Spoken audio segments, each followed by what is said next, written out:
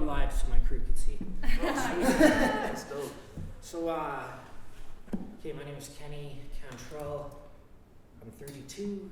I have 2 beautiful daughters, and they're 9 and 10, you know, and they are the base of my decision to unfuck myself, per se, and get my actions proper. And it didn't happen until they were 6. I couldn't make it happen. There was an intention, but there was a lot of contributing factors that I was unaware of for a long time until I read some books and I started watching people, right? I don't have the education a lot of people have here, probably the least educated, but I do have some lived experience, so it's legit. So I grew up in a household that was like predominant with crime.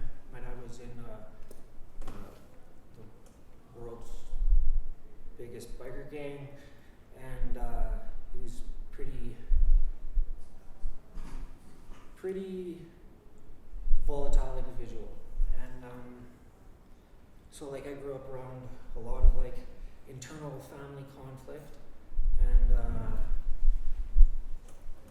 I had a belief since I was little that, you know, I got this, like I can handle my own. And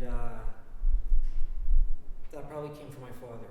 But for a lot of years I was what I now know is marginalized, and I didn't know it for years, but that was like, it started in school, me being kicked out of the class a lot. Like my dad was in the paper for charges, and you know, like you know on when they tell you to stand up in like grade 2, they're like, what do you want to be when you grow up, right? So you know, kids were saying like, I want to be a mechanic, I want to be a hockey player, I want to be an astronaut, I want to be a rock star, you know.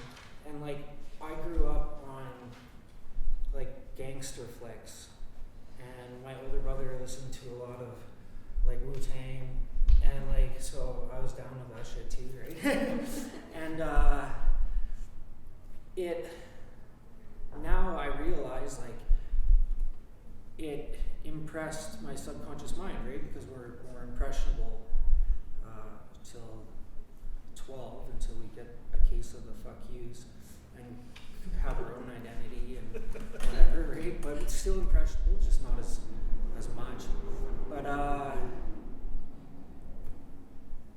I started noticing that I was veering off into different like genre of society, that I was different. Like my dad used to ride his bike out onto the soccer field and make an appearance once in a while at a hockey game. My stepdad is like the best guy in the world, like literally, to put up with all the shit that I put that guy through and that my mom put him through, because she had like severe PTSD from my dad, you know. So we got like some generational trauma there for sure. And like generational trauma, I hear it a lot with in regards to Indigenous, but it's not just an Indigenous thing, it's an everybody thing. And we get like, you know, the good and the bad of our parents, whether we want it or not. And then it's up to us when we become aware of it, then it's our responsibility to change it. Got pasties. So,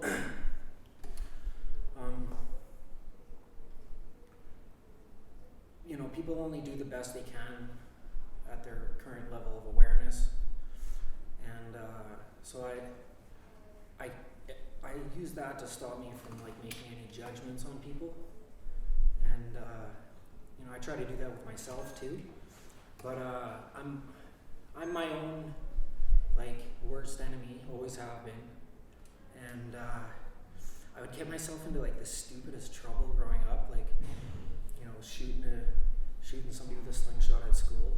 like not to hurt them, but he was like my buddy. It was just, I got a slingshot, you know. I got suspended for that, and I ended up getting expelled too. And like the vice principal, like he acted like a cop all the time. This guy used to drive around and take pictures of us, you know, smoking pot. Right, and we'd get suspended for that, and yeah, I'll get into that later. So I started like getting into drugs. Like the first time I ever did crystal meth, I found like a half ounce of it on the living room floor. You know, I kicked it under the couch, went back to it. The next day it was still there. It was mine. I didn't know what it was. I bring it to my buddy's place. He's like, yeah, that's sweet. So like I did the whole half ounce in a spree of like 10 days, right? And I was up for all 10. And from that point on, I had an even bigger level of awareness. Like it took me to the next level. And for the first time, like that happened when I was probably 14, 15. 15. And I dove into all these conspiracy theories that were on the internet. And I started to, like, there wasn't much then that I could find it with my vocabulary that I had. But then I started to have this feeling that, you know, we're being duped by the system, right? And like there's all these different systems. And I didn't really understand it that much, I just had the feeling of it, right? And every time I brought it up around anybody for years, they just thought I was nuts. And so I started selling drugs. I had every connection in the world. Like, I honestly thought at one point in my life that I was going to be smuggling in multiple kilos of cocaine, and I was going to be like the biggest gangster, right? If I miss something, like, write it down and hit me up later. 'Cause like I do subject myself to a label, ADD, right? So, but I gave myself that diagnosis. I don't believe in a lot of our language. Actually, I've been saying that we need to totally revitalize the English language. It's like the most ignorant language there is, apparently. I don't know any other ones, but you know, I really believe now that the words that we say have a vibratory effect on our bodies. And like I've read books of intelligent people that have proven that. You know, like the whole subculture of everything, you know, people in jail, it started when they were little, and it started what they were impressed by in their minds, their surroundings, and the trauma that they went through. And, you know, only hurt people, right? And so if you have severe trauma as a youth, it's going to give you some form of mental illness or mental disability or a special ability. And I witnessed that firsthand. Like, I got arrested or went to jail the first time my house got raided. There was a loaded handgun in the safe and just 1 pound of weed. You know, luckily for me at this time, I quit everything else, and I just had a pound of weed there because I had a newborn baby. And anyways, I went to jail when my daughter was just a couple months old, and it crushed me going in. But what crushed me even more was that I was like looking at 4 years, and like I've never even fired a handgun until I went to a shooting range, right in West Edmonton Mall. But then, you know, once I knew how to use a gun, well, I fired a lot of pellet guns as a kid, but once I figured out how to use it, like I was just dying to pull the trigger. I've never killed anybody, but like shooting guns was alluring because to my father, shooting guns was alluring.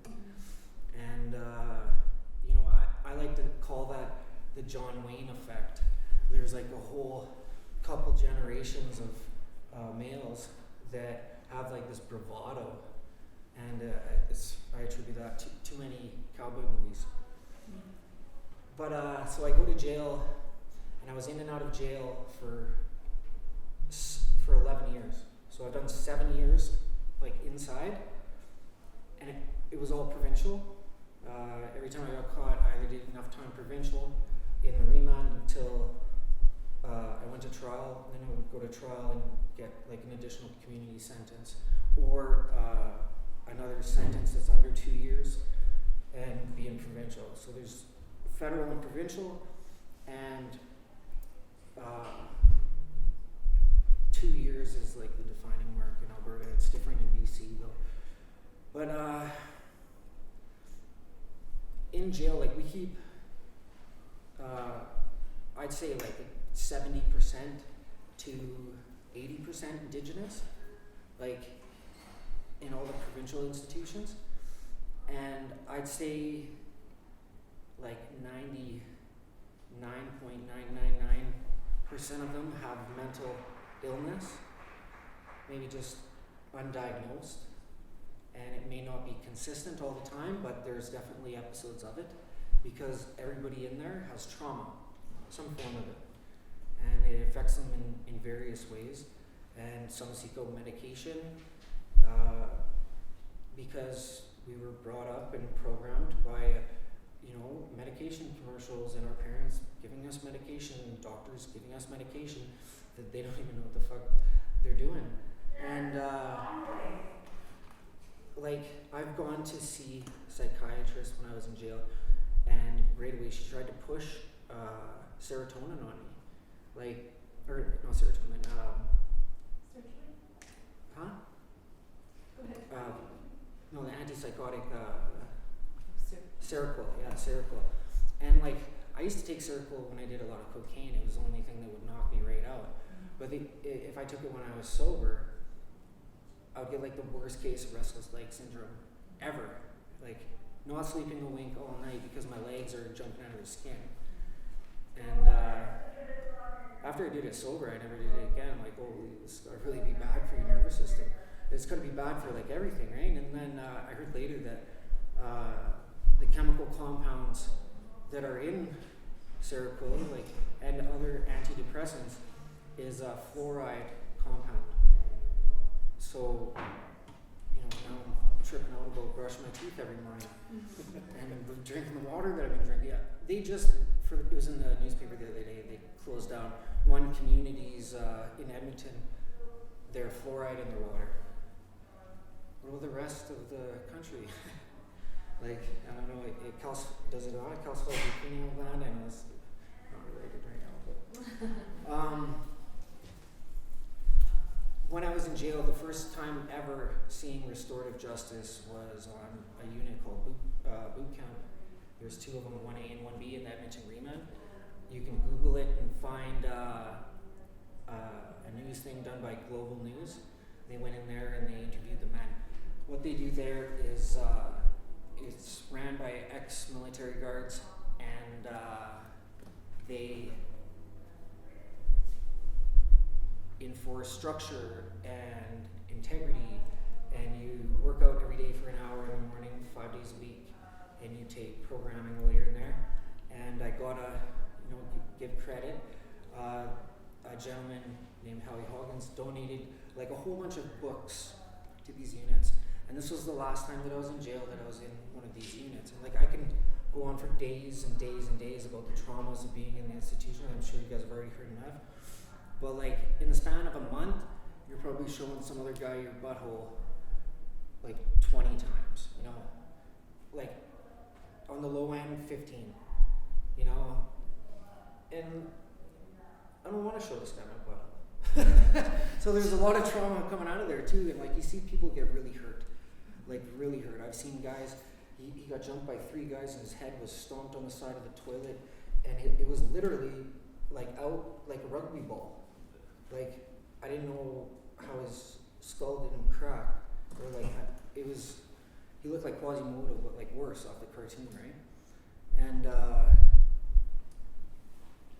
regardless of what somebody does, the most unproductive solution is to lock this individual in a box with other fucked up individuals.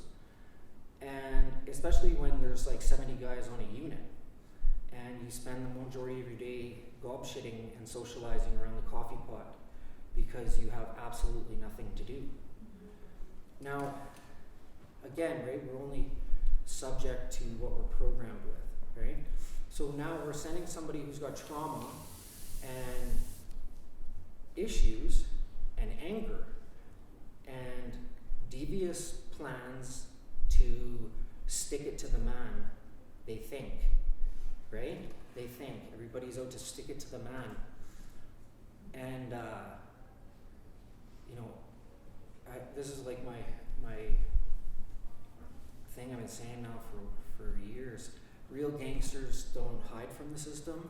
Real gangsters change the system that oppresses them. And you gotta really Louis Real it, right? And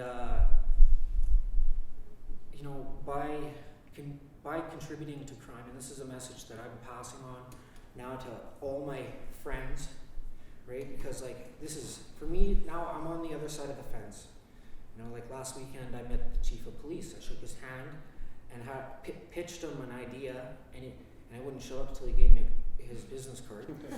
And the whole time my friend recorded it and slapped it right on Facebook, social media right away, just making big changes and doing big things, right? And by being a gangster, right, selling drugs or fraud or whatever racket you're into, you're not sticking it to the man, you're actually paying them because you give them job security, you give them an unlimited budget to go after you and track you down and bust you. They spend copious amounts of money on investigations. I've been in numerous investigations, and they spend ridiculous taxpayer money, ridiculous. And at the end of the day, it's not necessary.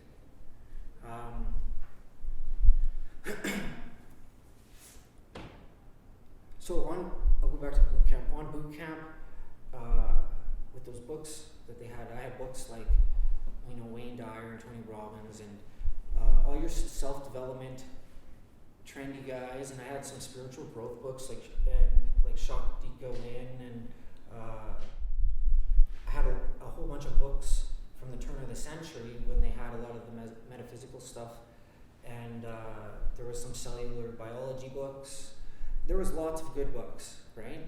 And I took it upon myself this last time to read as many of them as I can for the time that I was there. And this time that I was in jail after all the years of being an asshole, right? Everywhere I went, all day long,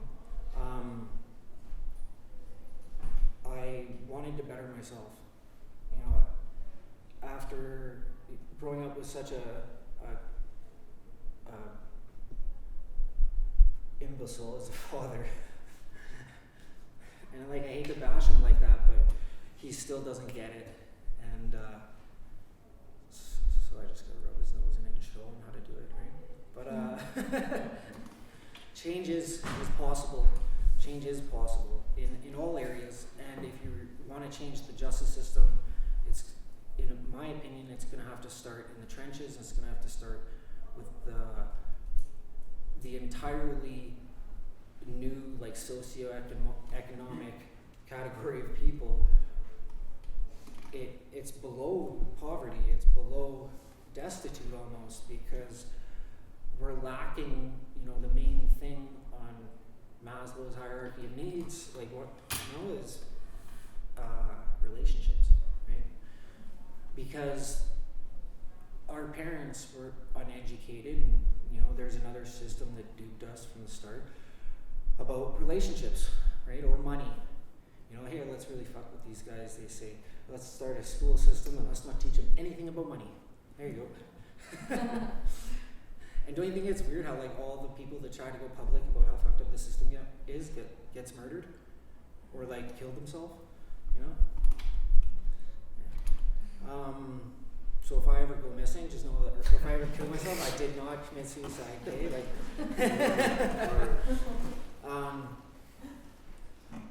But anyways, on this boot camp unit, there was this guy there, and he was the best. His name was Glenn Vay, and he worked for the government before, and he used to be armed guard for a premier. Like, he was high up in the military. At the height of his military career, he ran 10,000 soldiers. And this guy really builds character, and I owe him the world. He taught me better stuff in the year and a half that I was there than my father did my entire life. And he'll pick out the best in a character and just focus on that. You know, whatever you are, you have that special skill or ability. He just focuses on that, and he tries to help guys build like a backbone and courage, and he kicks the living shit out of you every day in PT, right? To where like but like those are the fundamental things that you need to instill in a criminal, right? Somebody who's lived a high-risk lifestyle, they've shot guns, they've ran from cops at ridiculously high speeds, they've done ridiculously scary things in ridiculously scary situations, right? Like, there's a lot of trauma there. There's a lot, and like it's like your drug tolerance. You got to keep like pushing it to get high, right? And you keep doing crazier shit and picking up bigger sentences. And actually, in Alberta, it's almost beneficial, and even the court systems support you getting a federal sentence opposed to a provincial sentence. And they say like you might as well just take a deuce plus, right? You'll get parole, and then in provincial, if you take under 2 years, you don't really get parole. There is provincial parole, but it's unheard of. It's like that white dragon. You know, you go there, I'm gonna get provincial parole, and it's not there at all. So like, I really focused on a few books when I was in there. The Master Key System by Charles Hannell, the Power versus Force by David Hawking, and David Hawkins or Stephen Hawkins, that guy, yeah, David Hawkins, and like Four Agreements by Don Miguel Ruiz, and Hidden Messages in the Water by Masaru Emoto. They're all like fairly easy to read, except for the Old English one or the one on kinesiology, but they explain in those books that water has intelligence, it has memory, and it can be subject to change with thought. That's okay. Take your time. We go over. So, so if what we say affects the water, vibrations of the water, we need to be impeccable with our words. And I strongly suggest there be more research done on the effects on our body electromagnetically with the words that we're saying. So like, I'm all about like doing the change and taking the action on it. Like, I don't have the education, but I am willing to bust my ass. And so is a team that I've put together off of a concept that I created with a couple individuals. And that's that we can change the minds of criminals by helping them get a new identity. Right now their ego is attached to the behavior, their identity is attached to the behavior because that's how they grew up. And belief systems, all a belief system is a thought that you think over and over until it becomes a belief system. So it is possible to rewire belief systems, and it's a lot easier to do it if you have something to identify yourself with that provides value to other people. And I feel that social programming on the ground level is the only thing that's going to help change the minds of people that are involved in high-risk lifestyle. And only people that have lived through the trauma are going to be able to come up with the best ideas for these programs. So that needs to be focused on. education inside the institution needs to happen. They do offer some community courses and like base level there, anger management, life skills, prevention of family violence, but to get into one of those courses is hard. There's also stigma around it, like jail stigma, like it's soft, right? And I just started thinking about a whole bunch of different stigmas that threw me right off. But so when I worked at the dump, and it was really good. And that's like how I know Andy was through the company barbecue. You know, social programming can take various shapes and sizes. It can be for-profit, social enterprise. It could be a not-for-profit community-based program. It could be a foundation that funds new projects, like, and those ideas like are the only thing that's going to help on that level. Because I feel like with the government, you know, nobody listens to you and you can't make changes unless you have a lot of people or a lot of money, right? And everybody needs to unite with this on the ground level and help get these community-based programs up and running. And like I created something called ICON, Inspiring Community Operations Network. And on Facebook we're Redemption Icon. And so far we've done 20-ish community initiatives. We've been up and running for 5 months. Pretty much everybody out of us, and we have 1,000 followers on Facebook already. But all of us have been involved in serious adversity that has led to incarceration of some form or severe trauma with it. And we're all passionate about certain areas that are flawed systemically.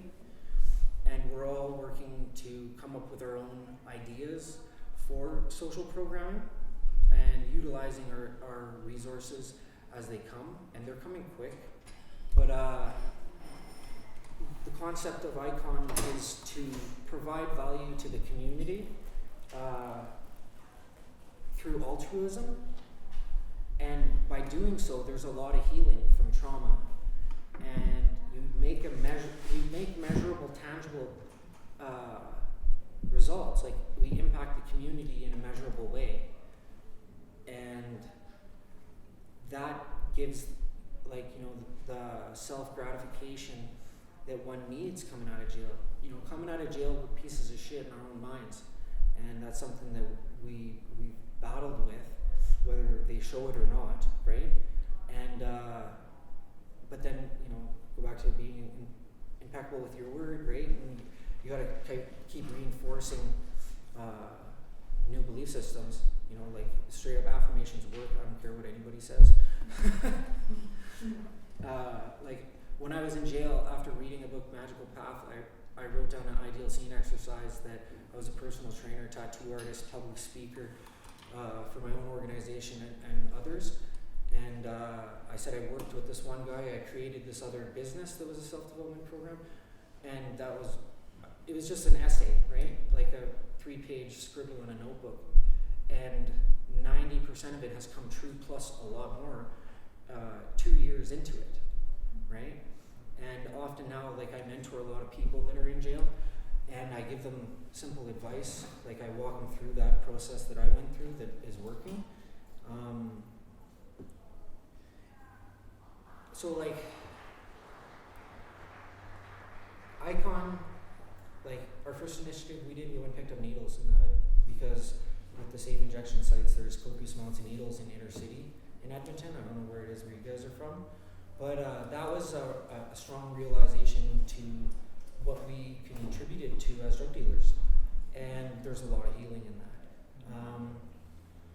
If like right now I do a lot of initiatives around 118th Ave. They have a strong revitalization project and funding and arts community that is building like a $40 million art complex on this like ghetto Ave in Edmonton, and it's notorious for drugs and indigenous oppression, and it's like oppression in general is perpetuated by institutions, because when you get out, you've lost all your positive connections. If you like, I'm white privileged, and my mom's worked for a lawyer, and I had things growing up, even though I was subject to a criminal side of things. I was still too oppressed, and like the people I seen in there were a lot worse off than I was, and they don't have the family support or the canteen. Like, you fucking starve in the Reman. You're fed 1,800 calories a day, and it's literally like 16 slices of bread a day. And like, I've spent years on that diet. You know what I mean? And like, what are the long-term effects on my guts going to be, right? Like, I've had to go for a lot of things with my guts, like colon hydrotherapy, and that's a whole different talk for a different day. You all need to get colon hydrotherapy. Yeah, I don't know. Sorry for talking. I'd love to talk to everybody more. Like, we have something really good going on with Icon, and I'm looking for partners and support and help with a lot of the legal side of things. But we've already met the premier, and I had that motherfucker wearing my colors for a photo shoot, and I don't think he really realized that